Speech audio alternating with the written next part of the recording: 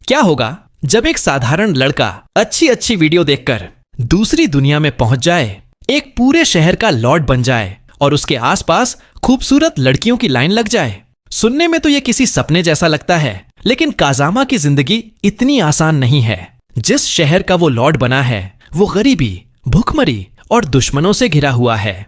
लोगों के पास खाने तक की कमी है और शहर कभी भी बर्बाद हो सकता है।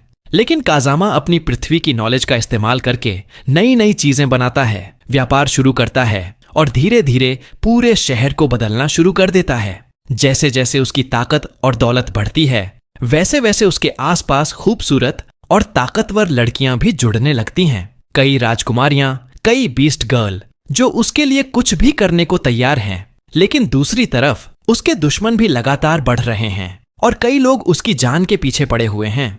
तो क्या काजामा अपने शहर को दुनिया की सबसे ताकतवर सिटी बना पाएगा? क्या वो अपने सभी दुश्मनों को हरा पाएगा? और आखिर उसके हेरम में कितनी लड़कियां शामिल होने वाली हैं?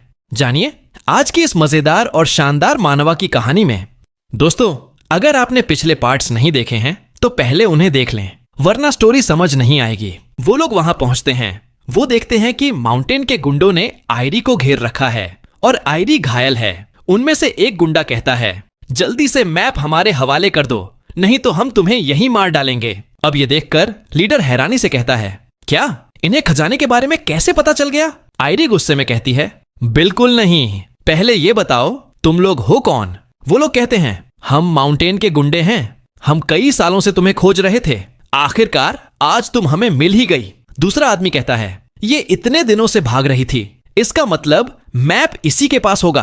तभी आयरी खड़ी होकर कहती है, मैं किसी भी हालत में ये मैप तुम्हें नहीं दूंगी। ये सुनते ही वो आदमी उसे तलवार मारकर नीचे गिरा देता है और कहता है, बहुत बकवास करती हो। इसके बाद वो आयरी के पास से मैप निकाल लेता है। तभी लीडर जोर से चिल्लाकर कहता है, सभी लोग एक साथ हमला करो, किसी भी हालत में इन्हें यहां से भागने मत देना। उधर गुंडों में से एक चिल्लाता है, एक और टीम यहां आ गई है, इन सबको मार डालो। इसके बाद सभी गुंडे तीर चलाना शुरू कर देते हैं। काफी लोग तीर का निशाना बन जाते हैं। लीडर कहता है, घबराने की जरूरत नहीं है, तुम लोग आसानी से इन तीरों से बच सकते हो।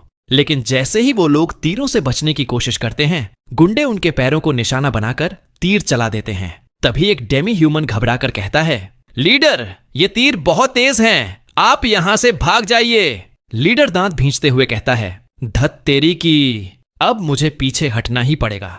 मुझे ये खबर जितनी जल्दी हो सके लॉर्ड तक पहुंचानी होगी। तभी एक गुंडा जोर से चिल्लाकर कहता है, जल्दी उनका पीछा करो और किसी को भी जिंदा मत छोड़ना। तभी एक डेमी ह्यूमन हैरानी से कहता है, अरे तुम लोग उनका पीछा क्यों नहीं कर रहे?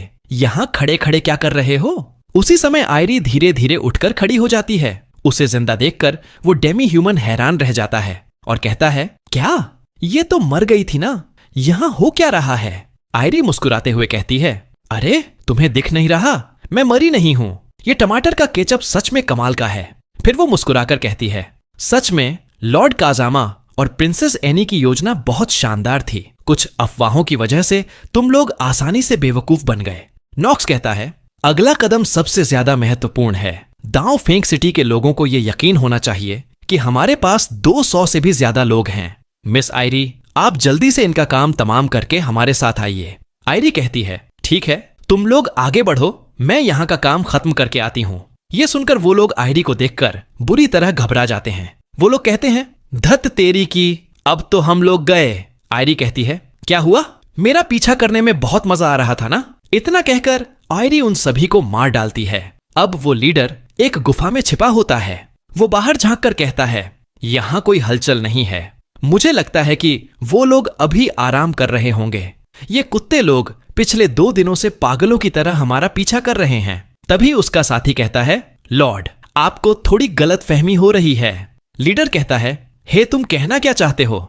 वो कहता है, लॉर्ड असल में आप भी तो एक डॉग ही हैं। ये सुनते ही लीडर उसे मारते हुए कहता है, अरे कमीने, तुम्हारी इतनी हिम्मत, हम इतनी बड़ी मुसीबत में फंसे हैं और तुम्हें मजाक सूझ रहा है। वो रोते हुए कहता है, लॉर्ड लगता है ये नक्शा सच में असली है, नहीं तो माउंटेन के गुंडे इतने खराब मौसम में हमारा इतनी दूर तक पीछा नहीं करते। वो सच में हमें मारकर हमेशा के लिए हमारा मुंह बंद करना चाहते हैं। लीडर कहता है, चिंता मत करो, कल तक हम दांव फेंक सिटी पहुंच जाएंगे। उसके बाद वो लोग हमारा कुछ नहीं बिगाड़ पाएंगे। दूसरी तरफ काजामा के सैनिक, जो माउंटेन के गुंडों का भेष बनाए हुए थे, खाना खा रहे होते हैं।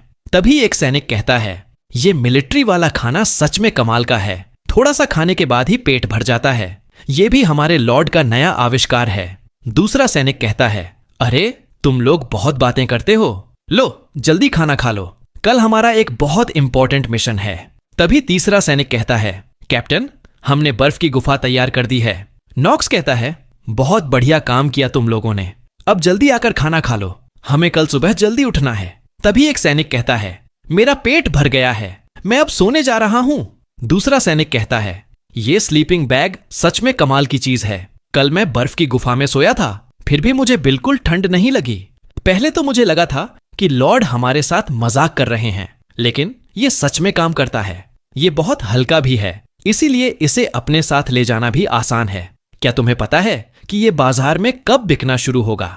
नॉक्स कहता है, ऐसा कहा जा रहा है कि अभी तक सिर्फ 20 स्लीपिंग बैग ही बने हैं और लॉर्ड ने हमें साफ आदेश दिया है कि अगर किसी वजह से हम इन्हें वापस नहीं ला पाए तो इन्हें वहीं पर डिस्ट्रॉय कर देना होगा। इसलिए मुझे नहीं लगता कि ये बाजार में आएंगे। अब सभी सैनिक अपने अपने स्लीपिंग बैग निकालते हैं और वहीं आराम से सो जाते हैं। फिर हमें अगले दिन सुबह का सीन दिखाया जाता है।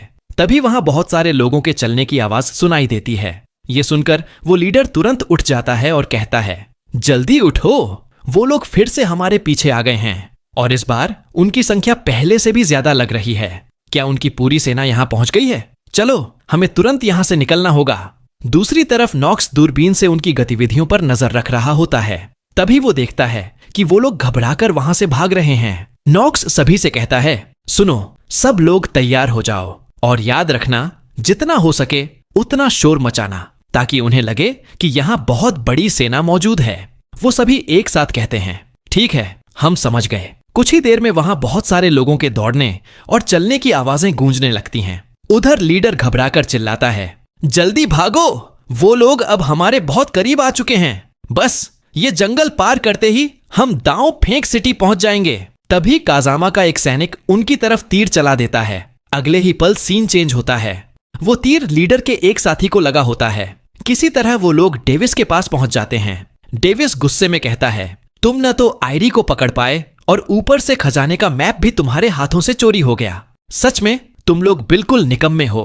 लीडर कहता है, लॉर्ड, वो माउंटेन के गुंडे बहुत ही ताकतवर हैं। पिछले 2 दिनों से वो हमें मारने के लिए लगातार हमारा पीछा कर रहे हैं। इस समय भी वो सिटी के बाहर मौजूद हैं। डेविस कहता है, उनकी संख्या कितनी है? लीडर कहता है, लगभग 200 लोग हैं। डेविस कहता है, पहले अपने घावों का इलाज कर लो, उसके बाद 250 नाइट्स को अपने साथ लेकर जाओ और किसी भी हालत में वो मैप वापस लेकर आना। लीडर सर झुकाकर कहता है, जी लॉर्ड। उधर नॉक्स सिटी के बाहर नजर बनाए हुए था। तभी वो देखता है कि लीडर अपने साथ बड़ी संख्या में नाइट्स को लेकर आ रहा है। नॉक्स मन ही मन सोचता है, तो ये लोग सच में आ गए। लगता है ये पूरी तरह हमारे जाल में फंस चुके हैं। फिर वो अपने साथियों से कहता है, सुनो, वो लोग 200 से भी ज्यादा नाइट्स को लेकर आ रहे हैं। सभी लोग अपनी अपनी जगह छिप जाओ और योजना के मुताबिक ही काम करना। आज का मिशन बहुत खतरनाक है, इसलिए कोई भी लापरवाही मत करना और याद रखना, आज यहां कोई भी नहीं मरेगा। सभी सैनिक एक साथ जोर से कहते हैं, ठीक है, हम समझ गए। अब दांव फेंक सिटी का कैप्टन 200 नाइट्स को लेकर जंगल में पहुंच जाता है।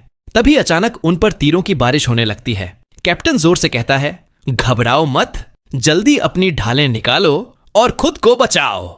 सभी नाइट्स तुरंत अपनी अपनी ढाल सर के ऊपर कर लेते हैं। इस वजह से ज्यादातर तीर उनकी ढालों से टकराकर बेअसर हो जाते हैं। कैप्टन हंसते हुए कहता है, आज मैं तुम लोगों को जिंदा नहीं छोड़ूंगा, जल्दी इनका पीछा करो। दूसरी तरफ नॉक्स चिल्लाकर कहता है, जल्दी यहां से निकलो, इनके साथ बहुत सारे नाइट्स हैं। इतना कहकर वो लोग वहां से भागने लगते हैं। कैप्टन भी जोर से चिल्लाता है, किसी भी हालत में इन्हें पकड़ो, इन्हें भागने मत देना।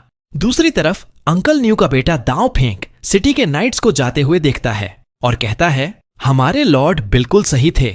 उनकी योजना के मुताबिक दांव फेंक सिटी के सभी नाइट्स उनके पीछे चले गए हैं। ठीक है, अब हमारी बारी है, जल्दी से खाना बनाना शुरू करो। दूसरी तरफ हमें दांव फेंक सिटी के बाहर का सीन दिखाया जाता है जहां गुलाम लोग रहते हैं। काजामा के सैनिक उन सबसे कहते हैं, अगर तुम जिंदा रहना चाहते हो तो नदी के किनारे आ जाना, वहां तुम्हें खाना मिलेगा। ये सुनकर गुलाम लोग आपस में बातें करने लगते हैं। एक डेमी वुमन कहती है, मुझे लगता है कि यह भी कोई धोखा है। जो भी वहां जाएगा वो कभी वापस नहीं आएगा, और ऐसा कैसे हो सकता है कि हमें मुफ्त में खाना मिल जाए। दूसरा डेमी ह्यूमन कहता है, हम कई दिनों से भूखे हैं, अगर ऐसे ही रहा तो हम वैसे भी मर जाएंगे। एक बार जाकर देख ही लेते हैं, अगर सच में खाना मिल गया तो हमारे लिए इससे अच्छी बात और क्या होगी। ये कहकर वो सभी नदी की ओर चल पड़ते हैं। जब वो वहां पहुंचते हैं तो देखते हैं कि सचमुच उनके लिए खाना बनाया जा रहा है। काजामा का एक सैनिक जोर से चिल्लाकर कहता है, इधर आओ, यहां सभी के लिए खाना तैयार है। ये सुनते ही सभी लोग जल्दी जल्दी वहां पहुंच जाते हैं। वो लोग कहते हैं, हमें भी खाना चाहिए, हमें भी खाना चाहिए। वो सैनिक कहता है, चिंता मत करो, यहां हर किसी के लिए भरपूर खाना है। इसके बाद वो सभी को खाना बांट देता है। खाना खाते हुए गुलाम लोग कहते हैं, ये सच में बहुत स्वादिष्ट है, इतने दिनों बाद आज हमारा पेट भरकर खाना मिला है। दूसरी तरफ अंकल न्यू का बेटा कहता है, यहां का क्या हाल है। वो सैनिक कहता है, जैसे ही लोगों को खाने की खबर मिली सभी यहां पहुंच गए। ठंड का मौसम सच में बहुत भयानक है, अगर लॉर्ड हमें यहां नहीं भेजते तो शायद ये लोग ठंड और भूख से मर जाते। तभी अचानक से कोई चिल्ला रहा होता है। ये देखकर अंकल न्यू का बेटा जल्दी से एक घर में जाता है और बोलता है, यहां क्या हो रहा है। एक लड़की किसी डेमी ह्यूमन को मार देती है और बोलती है, क्या तुम लोग भी हमारा खाना लेने आए हो। अंकल न्यू का बेटा कहता है, नहीं, हम लोग वैसे लोग नहीं हैं। लेकिन तभी वो लड़की अचानक से उन पर हमला कर देती है। अंकल न्यू का बेटा जोर से चिल्लाता है, अरे रुक जाओ। फिर वो मन ही मन सोचता है, लगता है इसके कपड़ों के अंदर कुछ छिपा हुआ है। तभी वो लड़की अपने हाथों पर बंधी पट्टियों से उसकी तलवार को जकड़ लेती है और एक झटके में उसके हाथ से छीनकर दूर फेंक देती है। तभी वो सैनिक कहता है, अरे लड़की, अब बस करो, हम यहां तुमसे लड़ने नहीं बल्कि तुम्हें खाना देने आए हैं। वो लड़की कहती है, तुम झूठ बोल रहे हो। वो सैनिक कहता है, मैं तुम्हें बेवकूफ नहीं बना रहा, अगर भरोसा नहीं है तो नदी के किनारे जाकर खुद देख लो। फिर अंकल न्यू का बेटा मन ही मन सोचता है, ये लड़की सच में बहुत ताकतवर है। वो लड़की पूछती है, इस खाने के बदले मुझे क्या देना होगा। वो सैनिक कहता है, तुम्हें इसके बदले कुछ भी नहीं देना होगा। वो लड़की कहती है, इस दुनिया में कुछ भी मुफ्त नहीं मिलता, हर चीज की कोई ना कोई कीमत चुकानी पड़ती है। मेरी बहन कहती थी कि जो लोग दूसरों की मदद करते हैं वो भी अपना ही फायदा देखते हैं। अंकल न्यू का बेटा कहता है, हे, तुम्हारा नाम क्या है। लड़की कहती है, मेरा नाम फ्रे है। दूसरी तरफ दांव फेंक सिटी के नाइट्स नॉक्स और उसके एक साथी को चारों तरफ से घेर लेते हैं। कैप्टन उन पर हमला करते हुए चिल्लाता है, जल्दी से मैप मुझे दे दो, नहीं तो मैं तुम्हें मार डालूंगा। इतना कहकर वो नॉक्स के पेट पर जोरदार अटैक करता है। अटैक लगते ही उसका बैग भी फट जाता है और उसमें रखा मैप जमीन पर गिर जाता है। कैप्टन तुरंत मैप उठाकर कहता है, आखिरकार मैप मिल गया। फिर वो अपने नाइट्स को आदेश देता है, अब इन दोनों को मार डालो। तभी नॉक्स का साथी उसे वहां से ले जाते हुए कहता है, मैप से ज्यादा जरूरी हमारी जान है, चलो यहां से। फिर कुछ देर बाद नॉक्स का साथी कहता है, कैप्टन, आपने तो सच में मुझे डरा ही दिया था, यह मिशन बहुत ही खतरनाक था। नॉक्स कहता है, यह करने का हमारे पास यही एक मौका था, अब वो कभी नहीं समझ पाएगा कि उसके हाथ लगा मैप नकली है। चलो अब हमें अपने बेस पर लौटना चाहिए। अब हमें रात का सीन दिखाया जाता है। एक जहाज पर काजामा के सभी सैनिक दांव फेंक सिटी से सभी गुलामों को लेकर संग सिटी की ओर जा रहे होते हैं। अंकल न्यू का बेटा फ्रे से कहता है, मौसम सच में बहुत ठंडा है, अंदर चली जाओ, नहीं तो तुम्हें ठंड लग जाएगी। फ्रे कहती है, मैं बिल्कुल ठीक हूं। अंकल न्यू का बेटा कहता है, तुम इतनी ताकतवर होने के बाद भी गुलाम कैसे बन गई। फ्रे कहती है, मैंने दांव फेंक सिटी का खाना खाया था, उसी के बदले मुझे गुलाम बना दिया गया। यह सुनकर अंकल न्यू का बेटा मन ही मन सोचता है, ये लड़की सच में बहुत भोली है। फिर वो पूछता है, अच्छा तुम्हें लड़ना किसने सिखाया। फ्रे कहती है, मेरी बड़ी बहन ने। फिर वो पूछता है, लेकिन तुम्हारी बहन तुम्हें अकेला छोड़कर क्यों चली गई। फ्रे कहती है, क्योंकि मैं बहुत कमजोर हूं, अगर मैं उनके साथ जाती तो उनके रास्ते की रुकावट बन जाती। फिर वो कहता है, लेकिन वो लोग ऐसा कौन सा काम करने जा रहे हैं जिसमें तुम उनके लिए बोझ बन जाती। फ्रे कहती है, वो लोग एक ड्रैगन को पकड़ने जा रहे हैं। वो हैरानी से कहता है, ड्रैगन? लेकिन मुझे नहीं लगता कि इस दुनिया में सचमुच ड्रैगन होते हैं। तभी फ्रे उसे एक चिट्ठी देती है। अंकल न्यू का बेटा चिट्ठी पढ़कर हैरान रह जाता है। उसमें लिखा होता है, कुछ लोगों ने एक विशाल ड्रैगन को देखने का दावा किया है। उसकी लंबाई लगभग 10 मीटर है। उसका मुंह बहुत बड़ा है, दांत बेहद नुकीले हैं और वो अपने 2 पैरों पर चलता है। और जो भी उसे पकड़ कर लाएगा या उसके बारे में पक्की जानकारी देगा, उसे इनाम के तौर पर 10,000 से 30,000 गोल्ड कॉइन दिए जाएंगे। फिर वो मन ही मन सोचता है, इन लोगों को तो ये भी नहीं पता कि वो कोई जानवर है या सच में ड्रैगन। तभी फ्रे कहती है, तुम्हारे लॉर्ड मुझे बताएंगे ना कि इस खाने के बदले मुझे क्या करना होगा? मुझे तो सिर्फ लोगों को मारना आता है। अगर मैं लोगों को मारूं तो क्या मुझे खाना मिलेगा? अब अंकल न्यू का बेटा कहता है, अरे चिंता मत करो, इसके बदले तुम्हें कुछ भी नहीं देना होगा। फ्रे कहती है, ये नामुमकिन है, ऐसा कभी हो ही नहीं सकता। वो कहता है, तो फिर बस एक काम करो, मुस्कुरा दो। फ्रे अपने दांत दिखाते हुए कहती है, क्या ऐसे मुस्कुराऊं?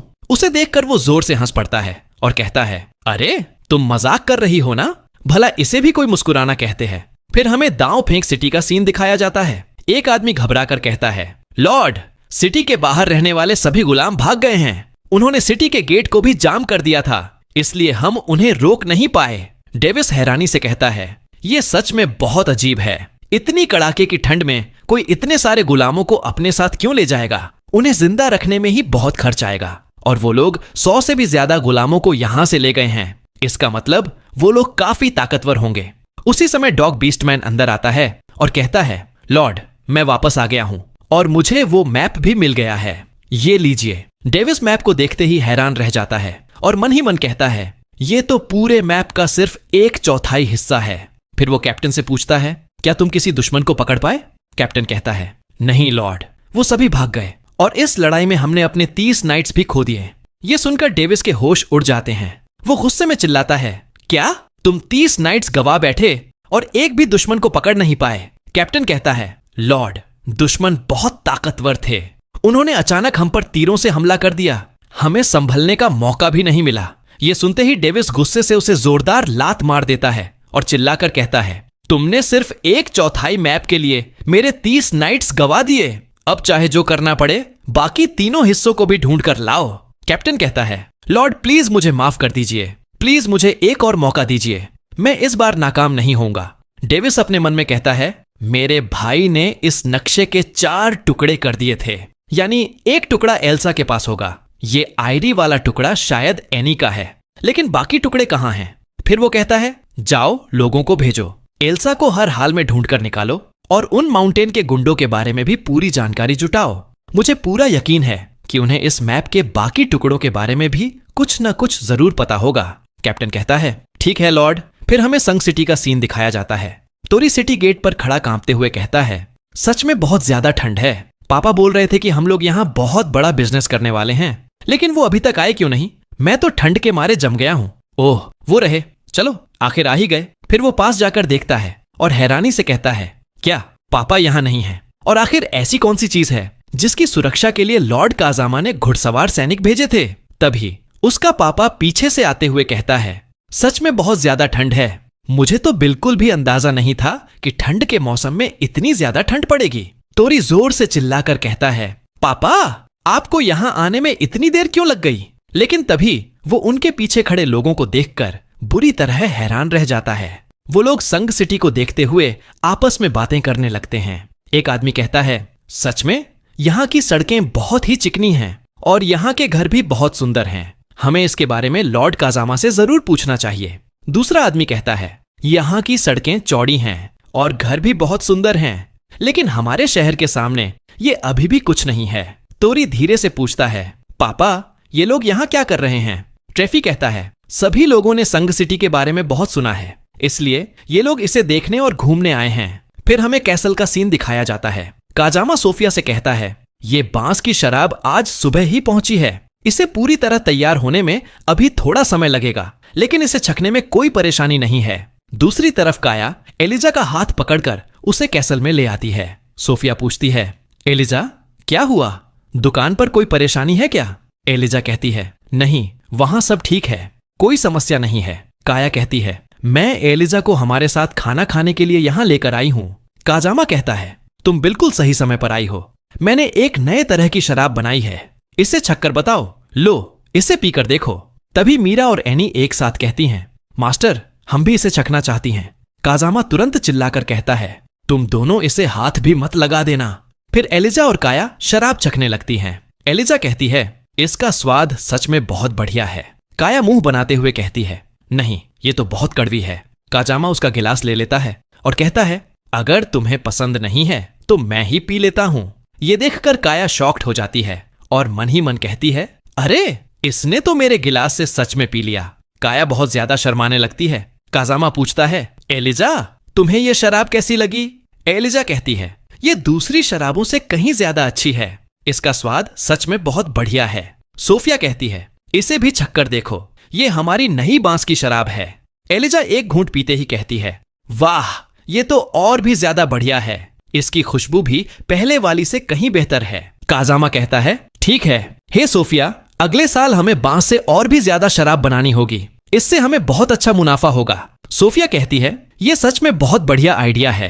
तभी काजामा अचानक हैरान होकर कहता है, अरे रुक जाओ एलिजा, उसमें 40% अल्कोहल है। धत तेरी की, तुम तो उसे पी चुकी हो। एलिजा कहती है, लॉर्ड क्या मैं आपसे एक सवाल पूछ सकती हूँ? काजामा कहता है, हाँ पूछो, क्या बात है? एलिजा कहती है, क्या आप हर तरह के डेमी ह्यूमन को बचाएंगे?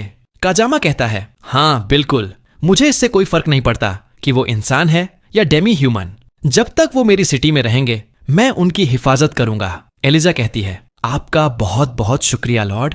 अब हमें सुपर रेस्टोरेंट का सीन दिखाया जाता है। ट्रेफी के साथ जितने भी लोग आए थे वो सभी वहां बैठे होते हैं। तभी एक गार्ड वहां आकर कहता है, हमारे सिटी लॉर्ड आपके निमंत्रण के लिए बहुत आभारी हैं, लेकिन उन्हें एक बहुत ही जरूरी मेहमान से मिलना है, इसलिए वो आज नहीं आ पाएंगे। इसके लिए वो आप सबसे क्षमा चाहते हैं। अब मैं चलता हूं, आप सभी आराम से भोजन का आनंद लीजिए। तभी एक आदमी गुस्से में कहता है, यहां 5 सिटी लॉर्ड मौजूद हैं, फिर भी वो मिलने नहीं आया। आखिर वो खुद को समझता क्या है? ट्रेफी कहता है, चलो पहले खाना खा लेते हैं। तभी एक लड़की आकर पूछती है, सर आप लोग क्या ऑर्डर करना चाहेंगे? एक नोबल कहता है, रुको पहले मेन्यू देख लेने दो। मेन्यू देखते हुए वो मन ही मन कहता है, यहां तो सब कुछ बहुत महंगा है, हर चीज की कीमत सिल्वर कॉइन में है। फिर वो मेन्यू में से एक डिश ऑर्डर कर देता है। लड़की पूछती है, सर क्या आपको सच में यही चाहिए? वो नोबल कहता है, हाँ बिल्कुल, मैंने जो ऑर्डर किया है मुझे वही चाहिए। कुछ ही देर बाद उसका ऑर्डर आ जाता है। उसे देखकर वो जोर से चिल्लाता है, ये क्या है? इसमें तो सिर्फ सूप और सब्जियां हैं। क्या तुम मेरा मजाक उड़ा रही हो? टोरी कहता है, वो तो आपको पहले ही बता रही थी, लेकिन आपने यही ऑर्डर किया था। वो नोबल गुस्से में कहता है, मैं तुम्हारे मालिक से इसकी शिकायत करूंगा। तभी वो सब्जियों को ध्यान से देखकर हैरान हो जाता है और कहता है, रुको ये तो ताजी सब्जियां हैं। इतनी कड़ाके की ठंड में ताजी सब्जियां कैसे मिल सकती हैं? दूसरा नोबल हैरानी से कहता है, क्या ये नकली सब्जी है? तीसरा नोबल सूप पीकर कहता है, ये सूप सच में बहुत स्वादिष्ट है। चौथा नोबल सब्जी खाते हुए कहता है, वाह ये तो कमाल की है, सब्जियां भी बिल्कुल ताजी हैं। मुझे यकीन ही नहीं हो रहा कि इतनी कड़ाके की ठंड में भी हमें ताजी सब्जियां खाने को मिल रही हैं। कुछ देर बाद प्लेट में सब्जी का सिर्फ एक टुकड़ा बचता है। उसे देखकर सभी नोबल आपस में झगड़ने लगते हैं। एक नोबल कहता है, ये मैंने ऑर्डर की थी इसलिए ये मेरी है। दूसरा नोबल कहता है, मैंने तो सूप मंगवाया था, लेकिन तुमने मेरा सूप भी छक लिया था। अब मैं ये सब्जी छकना चाहता हूं। तोरी मन ही मन सोचता है, क्या ये लोग सच में नोबल हैं? इनकी हरकतें देखकर तो मुझे शर्म आ रहा है। तभी एक नोबल कहता है, यहां आना इतना भी बुरा फैसला नहीं था। काजामा इतनी कड़ाके की ठंड में भी ताजी सब्जियां उगा रहा है, इसका मतलब वो कोई साधारण इंसान नहीं है। उसकी बात सुनकर सभी नोबल सोच में पड़ जाते हैं। वो मन ही मन सोचते हैं, अगर हमें भी सर्दियों में सब्जियां उगाने का राज पता चल जाए तो हम सच में बहुत सारा पैसा कमा सकते हैं। तभी वो नोबल कहता है, मुझे लगता है कि तुम सब भी यही सोच रहे हो कि काजामा इतनी कड़ाके की ठंड में सब्जियां कैसे उगा रहा है, और तुम सब मेरी तरह उसका राज जानना चाहते हो, है ना? दूसरा नोबल कहता है, बिल्कुल, लेकिन मुझे नहीं लगता कि काजामा इतनी आसानी से अपना राज बता देगा। तीसरा नोबल कहता है, संग सिटी बहुत छोटी है, वो अपने दम पर कभी ज्यादा आगे नहीं बढ़ पाएगी। हम लोग उस पर दबाव डालेंगे और उसे अपने साथ काम करने के लिए मजबूर कर देंगे।